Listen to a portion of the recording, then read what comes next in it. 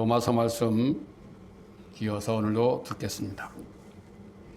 그들이 마음에 하나님을 두기를 싫어하며, 그러나 크게 나누어서 우리는 두 부류의 사람을 볼 수 있습니다. 한 부류의 사람은 하나님을 마음에 두고 사는 사람이 있고, 한 부류들은 하나님을 버리고 사는 사람들이 있습니다. 하나님을 마음에 두고 늘 하나님과 교제하는 사람이 있는가 하면 하나님 필요 없어요 라고 자기 멋대로 사는 사람이 아니면 이상한 돌덩어리나 이상한 가르침을 섬겨 우상을 섬기는 두 부류의 사람이 있는 것입니다. 누구를 믿고 사느냐? 우리가 젊었을 때는 철 모를 때 내 주먹을 믿는다라고 말했던 기억도 납니다. 자기 자신을 믿느냐, 아니면 돌덩어리를 믿고 그거를 자기를 지킬 사람 믿느냐, 아니면 큰 나무를 보고 그걸 자기를 지킬 사람 믿느냐, 아니면 저 달을 보고 기도하고 해를 보고 기도하면서 믿는 사람들이 있는가 하면 전지전능하신 하나님을 마음에 두고 사는 이 두 부류의 사람이 있습니다. 우리는 과연 어떤 부류의 사람이냐는 겁니다. 세계를 지배했던 나라가 로마입니다. 그러다 보니까 이들 속에는 자존심과 자부심과 또한 내가 최고라는 그런 마음이 있는 교만한 자들이 로마에 가득 차 있었습니다. 나는 다 할 수 있어. 그래서 그들은 타락의 길로 갔고 세상을 이렇게 어지럽게 만들었을 때에 바울 사도가 거기 로마에 있는 사람들에게 편지하기를 너희는 하나님을 마음에 두기 싫어하는구나 라고 얘기하는 겁니다. 하나님을 마음에 두기 싫어하면 어떤 결과가 나느냐? 하나님을 마음에 두기 싫어하면 우리는 이거를 나는 죄라고 말합니다. 죄. 우리 인간은 지난주에 말한 것처럼 우리 인간은 하나님을 알고 하나님을 사랑하고 하나님 뜻대로 살도록 지음받은 하나님의 피조물입니다. 그런데 그 나를 만드신 하나님을 내버리고 자기 멋대로 아니면 엉뚱한 것을 섬기고 살아가는 인간들이 바로 죄인들인 것입니다. 왜 어떤 사람들이 난 죄를 지은 게 하나도 없다고 말합니다. 그 죄가 뭔지를 몰라서 그래요. 죄가 뭐냐? 죄는 하나님을 마음에 두기 싫어하는 게 죄입니다. 우리가 말하는 살인하고 비방하고 능욕하고 교만하고 자랑한 것은 죄가 낳은 결과물인 것입니다.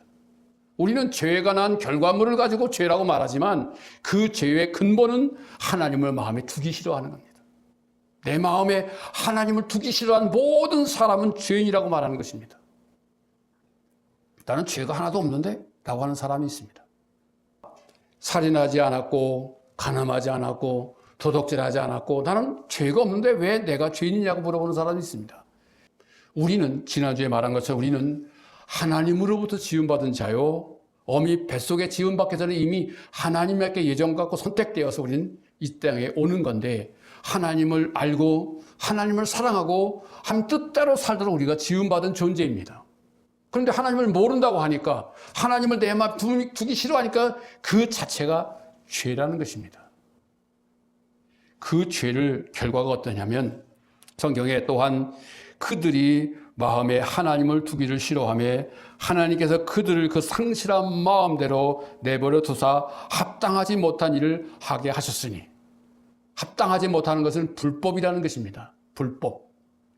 우리는 불법을 가지고 죄라고 말하는 것이 아니라 이건 합당하지 못한 것, 합당하지 못한 것, 죄의 결과물을 말합니다. 그래서 하나님을 마음에 두기 싫어하는 사람들이 낳은 결과물은 불의, 그 다음에 추악, 탐욕, 악의가 가득하고 시기하고 살인하고 분쟁하고 사기치고 악독이 가득하고 수군수군하고 비방하고 하나님을 미워하고 능욕하고 교만하고 또 자기를 자랑하며 악을 도모하며 부모를 거역하는 자들. 그래서 우매하고 배약하며 무정한 자요 무자비한 자라. 이게 하나님을 마음에 두기 싫어한 자들이 낳은 악의 결과물입니다. 우리는 그런 세상에 살고 있어요. 우리가 살고 있는 세상은 정말로 사기, 무자비하고 그 다음에 살인하고 추악하고 탐욕스럽고 남을 욕하고 살인하고 이런 수많은 범죄들을 짓고 있는 우리가 사는 현장들에 왜 그런 결과가 나느냐면 하나님을 마음에 두기 싫어하고 하나님을 내버렸기 때문에 하나님도 우리를 내버려 두사 그렇게 살도록 버리신 겁니다. 그러니 우리는 뭐니 해도 하나님을 마음에 두고 하나님과 더불어 살아가는 것이 우리의 소망이며 우리의 소원이며 우리가 가야 될 방향이라는 사실을 우리는 누구보다 잘 알아야 됩니다. 하나님 성령으로 내 안에 와 계십시오. 그게 영접입니다. 하나님을 마음에 두고 있다는 사실을 몰라요. 하나님을 그저 예배당에 가둬놓고 아니면 자기 머릿속에 저 천국에 가다 놓고 내가 필요할 때만 하나님을 찾아가서 하나님 도와주세요, 도와주세요라고 하니까 우리는 하나님을 제대로 알고 있는 게 아니에요. 어떤 집사님이 저와 옛날에 성경 공부를 하는데 그런 얘기를 합니다. 목사님, 죄송한 얘기지만 내가 20년을 교회를 다녔습니다. 그런 목사님들이 하나님을 섬기는 법은 잘 가르쳐 줍니다. 11조를 해라, 주일 성수해라, 사랑하라, 섬겨라 이런 걸 잘 가르쳐 저는 알고 있습니다. 그러나 하나님이 누군지를 아직 전 모릅니다. 놀라운 일입니다. 하나님이 누군지를 모른대. 여러분, 하나님이 누군지도 모르고 하나님을 믿는다고 교회를 다닙니까? 예수님이 누군지도 모르고 예수님을 믿는다고 교회를 다닙니까? 얼마나 어리석은 것입니까? 하나님은 나를 창조하신, 나를 지으신 창조주십니다. 그래서 나는 그분의 종인 겁니다. 왜? 그분이 주인이기 때문에. 다시 한번 봅니다. 중요한 거니까. 또한 그들이 마음에 하나님을 두기 싫어하며 하나님께서 그들의 그 상실한 마음대로 내버려 두사 합당하지 못한 일을 하게 하셨으니 곧 불의와 추악과 탐욕과 악의가 가득하고 시기하고 살인하고 분쟁하고 사기치고 악독이 가득하고 수군수군하는 자요 비방하는 자요 하나님께 미워하는 자요 능욕하는 자요 교만한 자요 자랑하는 자요 악을 도모하는 자요 부모를 거역하는 자요 우매한 자요 배약하는 자요 부정한 자요 무자비한 자라. 이 사람들은 누구냐? 하나님을 마음에 둔 사람들이 아닙니다. 가장 중요한 핵심은 뭐냐? 하나님을 내 마음에 두는 것입니다. 사건마다 시간마다 때마다 하나님 어떻게 할까요? 하나님 왜 그러셨어요? 하나님을 주인으로 모신다면 그분과 얘기하고 나누고 살아가야 되는데 그분은 필요할 때만 꺼내 쓰고 내 멋대로 살면서 악의가 가득하게 살면서 내가 그리스도인이라고 말합니까? 이건 아닙니다. 이건 아닙니다. 예수 믿는 게 뭡니까? 예수 믿는 거는 하나님을 내 마음에 두는 것입니다. 예수 안에서. 예수가 어디 계십니까? 예배당에 계십니까? 아니면 저 천국에 계십니까? 아니, 예수님은 성령으로 내 안에 와 계신 겁니다. 지금도 미래도 과거에도 예수님은 성령으로 내 안에 와 계시다는 사실을 믿는 게 믿음입니다.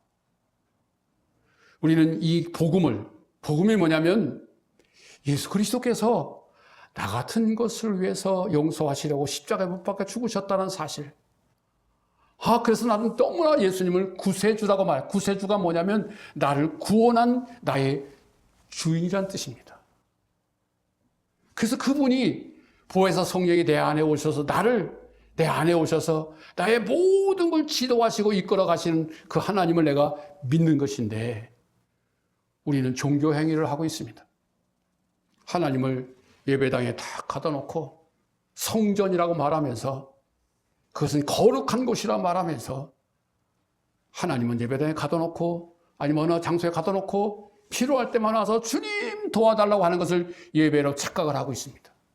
예배는 뭐냐? 우리의 삶입니다. 예배는 내 생활입니다. 하나님을 늘 마음속에 두고 살아가는 것. 예수님 어떻게 할까요? 라고 물어보는 귀한 믿음의 삶.